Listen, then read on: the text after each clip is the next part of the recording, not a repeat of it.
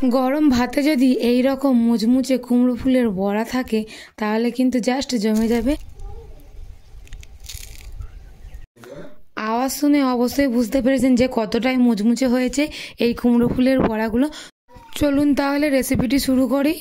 তো আজকে বানাবো আমি কুমড়ো ফুলের বড়া। আর ফুলগুলো আমি খুব ভালোভাবে ধুয়ে বেছে নিয়েছি। এই যে দেখুন, ফুলের ভিতরে এই যে বোঁটার মতন থাকে সেটাকে ফেলে দিতে হবে। তো ফুলগুলো সব আমি বেছে ধুয়ে নিয়েছি। এখানে একটা বাটিতে নিয়েছি কিছুটা বেসন।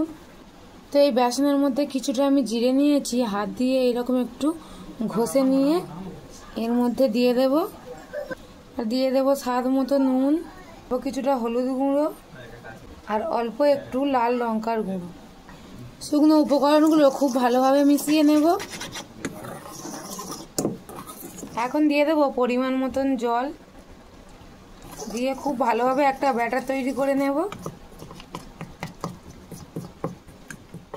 তো আমি খুব ভালোভাবে বেসনটাকে জলের সঙ্গে মিশিয়ে নিয়েছি। আর ব্যাটারটা আমি এই রকমই রেখেছি, একটু পাতলা করে। এখন একটা করে ফুল এই রকমভাবে বেসনের মধ্যে দিয়ে খুব ভালোভাবে কোট করে নেব। আমি এই ফুলগুলো কিন্তু গোটা গোটাই রেখেছি।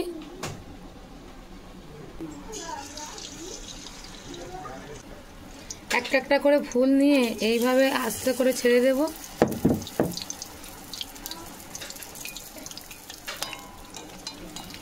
তো বড়াগুলো আমি উল্টে পাল্টে খুব সুন্দরভাবে লাল লাল করে ভেজে নিয়েছি।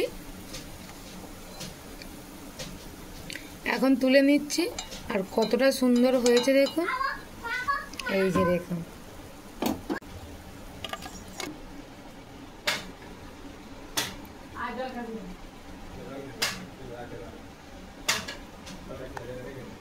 এইভাবে সবগুলো ভেজে নেব একটা একটা করে।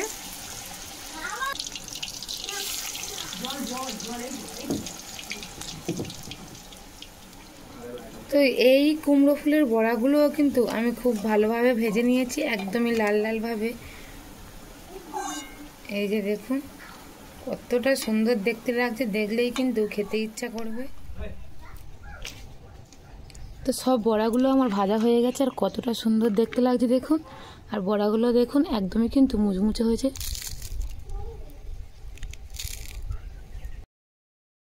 আওয়াজ শুনেই বুঝতে পারছেন কত সুন্দর হয়েছে, আর একদমই কিন্তু ঝটপট তৈরি হয়ে যায় কোনো রকম ঝামেলা ছাড়াই।